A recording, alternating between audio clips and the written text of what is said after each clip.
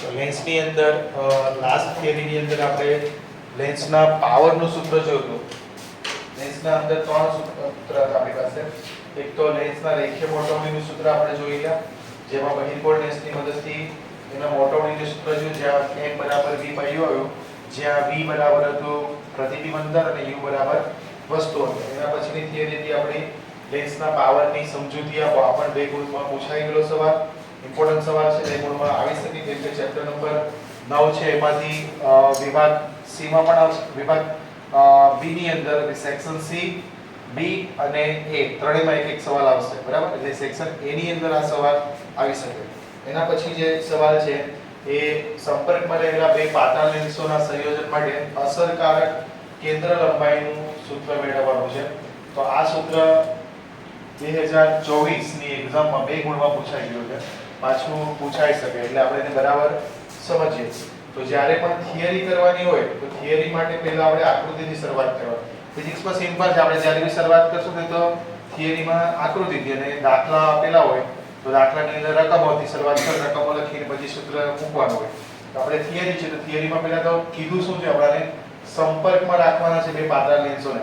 તો પાતળા લેન્સોને રાખવાના. પાતળા લેન્સનો મતલબ થાય આ જે બે વક્રાકાર સપાટી છે એમની વચ્ચેનું અંતર ઓછું હશે, નહિવત હશે, બરાબર. આવા બે લેન્સોને આપણે સંપર્કમાં રાખવાના છે. સંપર્કમાં એટલે કે કોન્ટેક્ટમાં રાખવાના છે. આમાંથી એક રેખા પસાર કરી જેને આપણે મુખ્ય અક્ષ કે આ બંનેના પ્રકાશ કેન્દ્રમાંથી નીકળે છે. બંને લેન્સોના નામ આપવા હોય તો તમે AB નામ આપી શકો અથવા L1 L2 નામ આપી શકો. આપણે આને 1 આપીએ નામ અને 2 નામ આપી દે, અને આને AB નામ આપવું હોય તો નામ આપી શકો લેન્સ A અને લેન્સ B.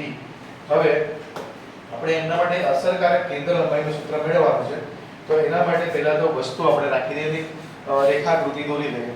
તો વસ્તુને લેન્સ 1 ની સામે મૂકીએ આપણે, કેમ કે વસ્તુ હશે તો એના પરથી કિરણો જશે અને વક્રીભૂત થઈને એ ભેગા થશે તો પ્રતિબિંબ મળે આપણને. તો વસ્તુનું નામ આપી દઈએ આપણે O. પણ આ વસ્તુ કોનો છે? લેન્સ 1 માટેની વસ્તુ છે. હવે એમાંથી કિરણો જશે અને વક્રીભવન પામશે. ધારો કે અહીંથી એક કિરણ જાય છે સીધું, તો આ સીધું કિરણ જશે ને ઓપ્ટિકલ સેન્ટરમાંથી, પ્રકાશીય કેન્દ્રમાંથી, તો એનું વક્રીભવન નહીં થાય, એ સીધું જતું રહેશે, એનું વિચલન નહીં થાય. હવે એક કિરણ આપણે મોકલાવીએ લેન્સ 1 પર. જો માત્ર લેન્સ એક જ હોય તો એના વડે વક્રીભવન થઈને આ કિરણ જે છે એ કશે અહીંયા વક્રીભવન પામીને આવશે અને આ બે કિરણ ભેગા થશે અને પ્રતિબિંબ પહેલા લેન્સ વડે મળે છે એટલે એનો નંબર આપશું I1, બરાબર. પણ અહીંયા બીજો લેન્સ પણ છે, તો બીજા લેન્સ માટે આ જે પ્રતિબિંબ છે એ વસ્તુ તરીકે વર્તે અને એનું પ્રતિબિંબ મળશે અંતિમ પ્રતિબિંબ લેન્સ 2 વડે, તે અંતિમ પ્રતિબિંબ અહીંયા મળશે. એટલે નામ નિર્દેશ આપી દે તો લેન્સ 1 માટે વસ્તુ અંતર થશે તમારું U. U છે વસ્તુ અંતર છે લેન્સ 1 માટે, અને લેન્સ 1 નું પ્રતિબિંબ અંતર છે તે V1, જે I આગળ પ્રતિબિંબ મળે છે. અને જે લેન્સ 2 નું જે વસ્તુ અંતર થશે એ V1 અને પ્રતિબિંબ અંતર થશે લેન્સ 2 માટે V. આ બંને માટે અલગ અલગ છે. હવે આપણે શરૂઆત ક્યાંથી કરવાની? તો શરૂઆત આપણે આકૃતિને દર્શાવ્યા મુજબ કરીને શરૂઆત કરી શકીએ. તો આકૃતિમાં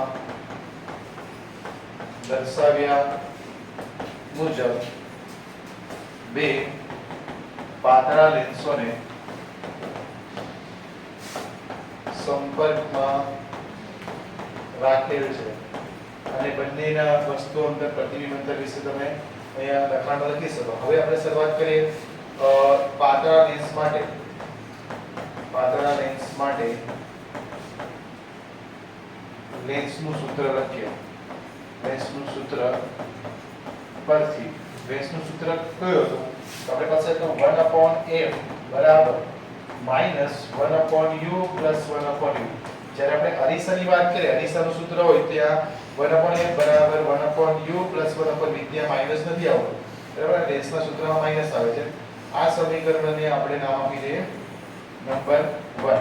આવું જ સમીકરણ આપણે લેન્સ 1 માટે પાતળા લેન્સનું સમીકરણ લખીએ, એટલે તેવી જ રીતે લેન્સ 2 માટે, અને પછી બંને સમીકરણનો સરવાળો કરી દેવાનો.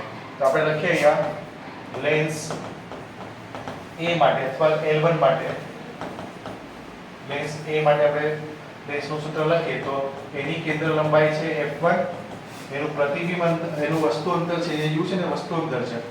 તો લેન્સ 1 માટે A માટે વસ્તુ અંતર થાય u, એટલે લખી દેવાય 1/u + v 1/v છે તે પ્રતિબિંબ અંતર છે. લેન્સ 1 માટે પ્રતિબિંબ અંતર થશે v1, બરાબર, આ v1 અને નંબર આપી દઈએ 2. તેવી જ રીતે લેન્સ v માટે સમીકરણ લખીએ આપણે. તો લેન્સ 2 નો જે કેન્દ્ર લંબાઈ છે તે f2 છે.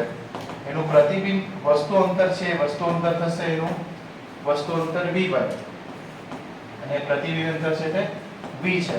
આને નંબર આપી દઈએ સમીકરણ નંબર 3. હવે સમીકરણ 2 અને 3 નો સરવાળો લઈ લો. તો સમીકરણ નંબર 2 અને સમીકરણ નંબર 3 નો સરવાળો લેતા, તો સરવાળો કરી તો પહેલા ડાબી બાજુનો સરવાળો કરી નાખીએ. તો ડાબી બાજુ છે 1/f + 1/f2. પછી જમણી બાજુ, તો જમણી બાજુ સમીકરણ 1 માં છે -1/u + 1/v વત્તા આ છે -1/v1 + 1/v. હવે સરખા પદોને ઉડાવી શકીએ આપણે, પ્લસ માઈનસ પદ છે. આ +v1 છે 1/v1, આ -1/v1. તો આ કટ થશે એટલે પરિણામી સૂત્ર બનશે આપણી પાસે. સૂત્ર શું બનશે આપણને? 1/f1 + 1/f2 બરાબર -1/u + 1/v. આને નંબર આપી દઈએ 4. ચલો સમીકરણ નંબર 4 અને 1 નું અવલોકન કરો. શું સરખું દેખાય છે? સમીકરણ 4 અને 1 માં જમણી બાજુ સરખી છે તો ડાબી બાજુ પણ સરખી રહે. તો સમીકરણ 1 અને 4 ને સરખાવતા, સમીકરણ નંબર 1 અને સમીકરણ નંબર 4 ને સરખાવતા, તો સરખાવીએ તો સમીકરણ બનશે આપણું 1/f બરાબર 1/f1 + 1/f2. અહીંયા ક્રોસ ગુણાકાર કરો. 1/f બરાબર f2 + f1 છેદમાં f1 * f2. આનો વ્યસ્ત કરો એટલે સૂત્ર બનશે f સમતુલ્ય, આ સમતુલ્ય કેન્દ્ર લંબાઈનું સૂત્ર આવશે f1 * f2 છેદમાં f1 + f2. એટલે કે ઉપર ગુણાકાર અને નીચે સરવાળો. આ સમતુલ્ય કેન્દ્ર લંબાઈનું સૂત્ર જે આપણે સવાલમાં માંગેલું હતું એ. તો બે ગુણ માટે આપણે આટલું દર્શાવવાનું છે. ક્લિયર? નોંધી લો એને.